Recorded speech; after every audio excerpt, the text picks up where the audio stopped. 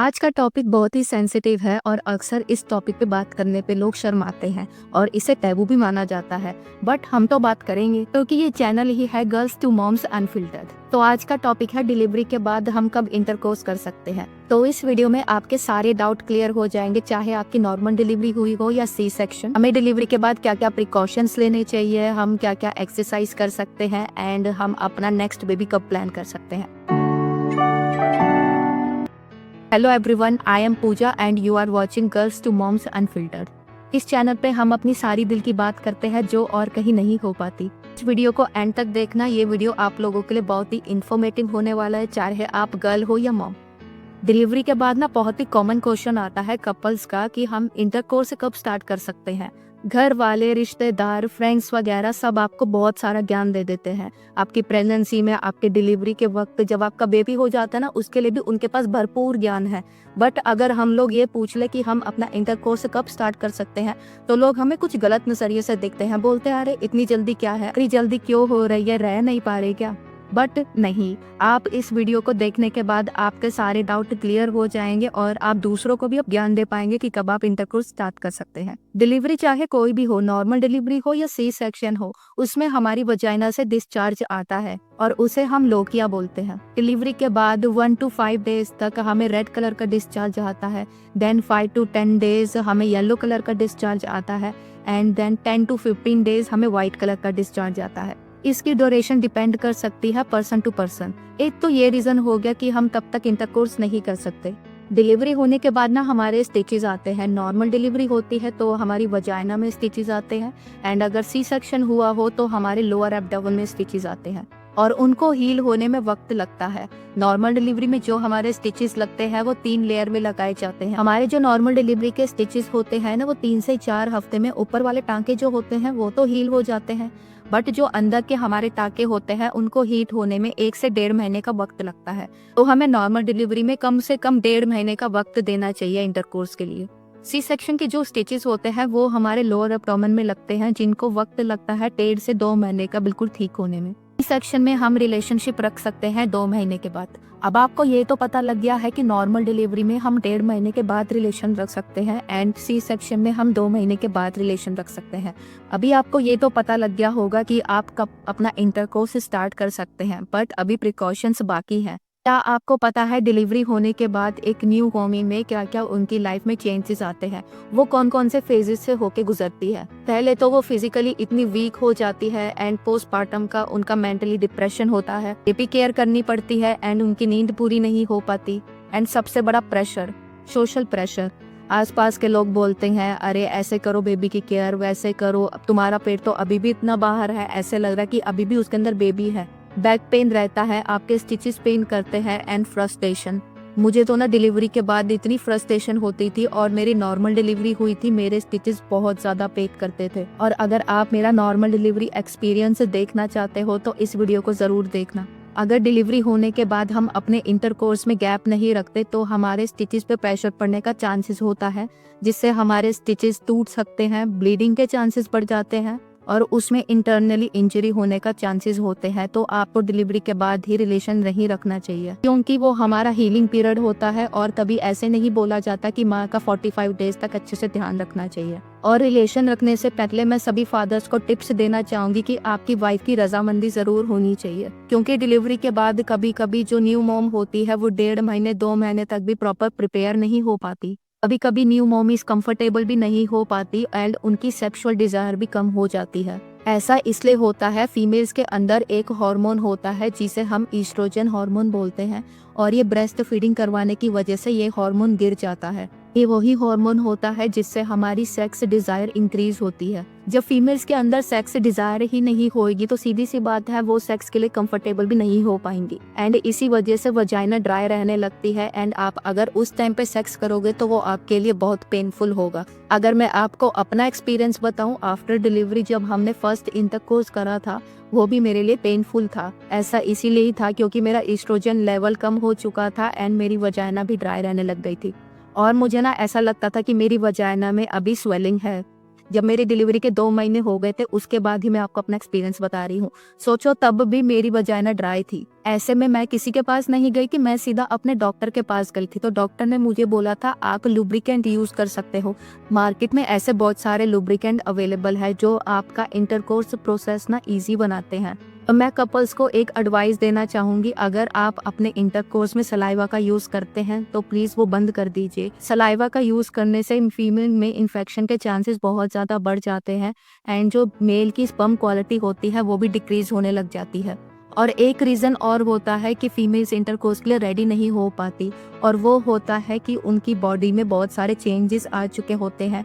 वो बिल्कुल पहले की तरह नहीं लग रही होती। उनकी बॉडी में स्ट्रेच मार्क्स आ जाते हैं, थाइस पे आ जाते हैं, पेट पे आ जाते हैं। उनका सी सेक्शन हुआ हो तो उनके पेट पे स्टिचेस के मार्क होंगे जो धीरे धीरे ही जाते हैं। कि ब्रेस्ट सैगी हो जाती है एंड उनमें से मिल्क भी निकलने लगता है, कि वो एक्सेप्ट करने में वक्त लगता है। तो ऐसे में आपको अपनी बीवी को सपोर्ट करना है। वो जैसी है उनको एज इट इज ही एक्सेप्ट करो। उनको वक्त लगेगा, उनकी बॉडी में बहुत सारे चेंजेस हो या 9 महीने तक, तो उनको ठीक होने में वक्त लगेगा। और मैं ये कहूँगी कि डिलीवरी के बाद हमारी बॉडी बिल्कुल वापस पहले जैसी नहीं हो पाती, क्योंकि कहीं ना कहीं स्ट्रेच मार्क्स रह ही जाते हैं। तो फ्रेंड्स, आप लोगों को ये सब नहीं सोचना है कि आपकी बॉडी अब ऐसे हो गई है, आप अच्छे नहीं लग रहे हो। And we all are very beautiful as we are. आपको प्रिकॉशंस के बारे में तो ज़रूर पता लग गया होगा, बट मैं अब आपको कुछ ऐसी बातें बताना चाहती हूँ जो आप मिस नहीं कर सकते बिल्कुल भी। अगर आपने ये पार्ट मिस कर दिया ना तो आप कंसीव भी कर सकते हो, तो प्लीज़ इस पार्ट को बिल्कुल मिस मत करना। आपको पता है आपके डिलीवरी के बाद फर्स्ट पीरियड आने से पहले ही आप ओव्यूलेट कर जाते हो एंड आप कंसीव भी कर सकते हो। एक्सक्लूसिव ब्रेस्ट फीडिंग, जिसे हम नॉर्मल भाषा में बोलते हैं, अगर आप पर डे अपने बेबी को ब्रेस्ट फीड करवा रहे हो 14 से 18 बार, तो उसे हम एक्सक्लूसिव ब्रेस्ट फीडिंग बोलते हैं। एंड लैक्टेशन कॉन्ट्रासेप्शन का भी काम करता है, यानी कि गर्भ निरोधक का काम करता है। अगर आप अपने बेबी को फार्मूला मिल्क नहीं देते, आपका बेबी सिर्फ आपकी ब्रेस्ट मिल्क पे ही डिपेंडेंट है, तो ये कॉन्ट्रासेप्शन का काम करता है, बट इसमें प्रेगनेंसी के चांसेस कभी भी 0 नहीं होते, क्योंकि मैं ऐसा एज पर रिसर्च कह रही हूँ।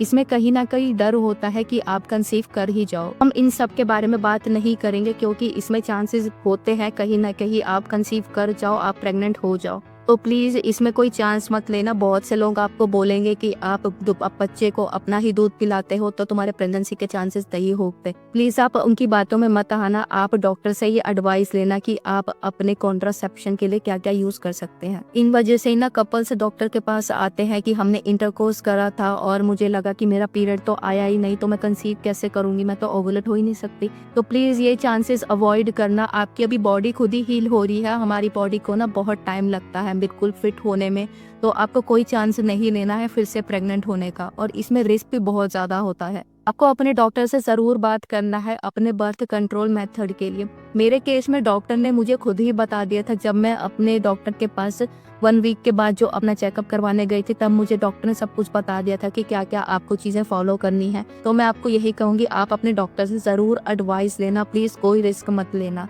देखो, अनप्लैन्ड प्रेगनेंसी होती है ना, वो बेबी की हेल्थ के लिए भी इशू करता है एंड मॉम के हेल्थ के लिए भी करता है।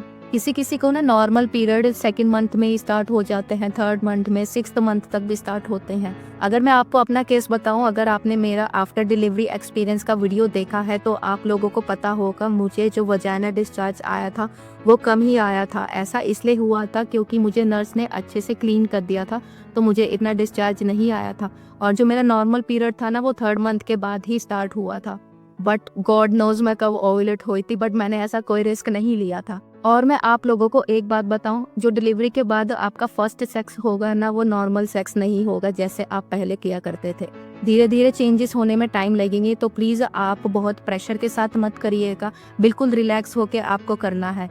हमारा जो यूट्रस होता है ना, जिसके अंदर बेबी हमारा 9 महीने तक रहता है, चाहे आपकी नॉर्मल डिलीवरी हुई हो या सी सेक्शन हुआ हो, उस यूट्रस को ना सिकुड़ने में टाइम लगता है, उसको महीनों लगते हैं सिकुड़ने में। तो बॉडी हमारी कहीं ना कहीं हील होती ही रहती है। आप ही सोचो, 9 महीने हमारे पेट में एक बेबी रहा है, तो यूट्रस कितना बड़ा हो गया होगा, तो उसको सिकुड़ने में टाइम तो लगेगा ही ना। आप जब भी डिलीवरी के बाद इंटरकोर्स स्टार्ट करोगे तो आपको बहुत फ्रीक्वेंटली नहीं करना है। आप हफ्ते में एक बार ही कर सकते हैं एंड धीरे धीरे अपनी ड्यूरेशन बढ़ा सकते हैं। नॉर्मल डिलीवरी में ना हमारी जो वजाइना होती है वो लूज हो जाती है। ऐसे इसलिए होता है क्योंकि हमने बेबी डिलीवर करा है एंड बेबी का हेड इतना बड़ा होता है, तो हमारी वजाइना भी उतनी बड़ी हो जाती है। 10 सेंटीमीटर तो हमारी वजाइना डायलेट होती है नॉर्मल डिलीवरी के लिए। एंड उस वजाइना के लिए मैं आपको एक बेस्ट एक्सरसाइज बता रही हूँ। आपको कीगल एक्सरसाइज करनी है। आपको अपनी ना वजाइना की मसल्स जो होती है ना वो आपको सिकोड़नी है। आपको ना ब्रीद इन करना है और आपको अपनी ना वजाइना मसल्स को होल्ड करना है। आप अपने मन में ना काउंट कर सकते हो 1 2 3 10 तक आप काउंट करो और आपको अपनी वजाइना मसल्स ऐसे सिकोड़ को रखनी है 10 तक गिनती पे। उसके बाद आपको रिलैक्स करना है। उसके बाद आपको फिर से ब्रीदिंग करना है एंड कीगल एक्सरसाइज करनी है। आप ये एक्सरसाइज ना कहीं भी कर सकते हो। आप लेटते वक्त कर सकते हो, आप खड़े होके बैठ के कर सकते हो, इवन आप अपने ऑफिस में हो ना तब भी कर सकते हो। ये ऐसी एक्सरसाइज है किसी को नहीं पता लगती। एक्सरसाइज बहुत ही ज्यादा हेल्प करेगी आपकी वजाइना मसल्स को वापस अपनी शेप में लाने के लिए। वजाइना हमारी नॉर्मल शेप में आ जाती है, हाँ, बट ये आप एक्सरसाइज करोगे तो इससे जल्दी आएगी। आप इस एक्सरसाइज को दिन में 3 से 4 बारी भी कर सकते हो एंड आप 5 टाइम्स कर सकते हो एक बारी में। आपके ऊपर डिपेंड करता है, ऐसा कुछ नहीं है। इसमें देखो ब्रीदिंग एक्सरसाइज भी हो रही है, आपकी मसल्स की एक्सरसाइज भी हो रही है, तो आप अपने अकॉर्डिंग कर सकते हो। ये कोई हार्म नहीं करेगी। एंड आपको प्लीज ध्यान रखना है, आपको अपने डॉक्टर से जरूर कनेक्ट करना है कि आप अपने बर्थ कंट्रोल कौन कौन से मेथड ले सकते हैं जिससे आपकी प्रेगनेंसी कंसीव होने के बैरियर लग जाए। आप फीमेल कॉपर्टी इंसर्ट करवा सकते हो, टैबलेट्स ले सकते हो, आप कॉन्डम यूज कर सकते हो, आप ओरल कॉन्ट्रासेप्टिव पिल्स ले सकते हो। वो 21 दिन तक आपको खानी होती है एंड उसमें कोई गैप नहीं होता। अगर आप ब्रेस्ट फीड करवाते हो तो डॉक्टर आपको ये पिल्स बिल्कुल भी सजेस्ट नहीं करेंगे। इंजेक्शंस भी लगवा सकते हो, आजकल तो मार्केट में इंजेक्शंस भी अवेलेबल हैं। बस आपको इतना ध्यान रखना है कि आपको अनवांटेड प्रेगनेंसी को नो बोलना है। मैं आपको सबसे इजी मेथड बताऊं, बीइंग अ कपल हम जो प्रेफर करते हैं वो कॉन्डम ही है। अब हमने अपने सारे डाउट तो क्लियर कर लिए, बट आप ये भी सोच रहे होंगे कि अब मैंने ये तो बताया नहीं कि आप अपना नेक्स्ट बेबी कब प्लान कर सकते हैं। चिंता मत करो, वो भी बता के जाऊंगी। अगर आपकी नॉर्मल डिलीवरी हुई है तो आप 1.5 साल का गैप दे सकते हो फॉर योर नेक्स्ट बेबी। आपका सी सेक्शन हुआ है तो आप 2 साल के बाद अपना नेक्स्ट बेबी प्लान कर सकते हो। एंड बाकी सब आपकी चॉइस है कि आपको अपना नेक्स्ट बेबी कब प्लान करना है। मैंने आपको जो पीरियड बताया है उतना आपको गैप देना ही देना है।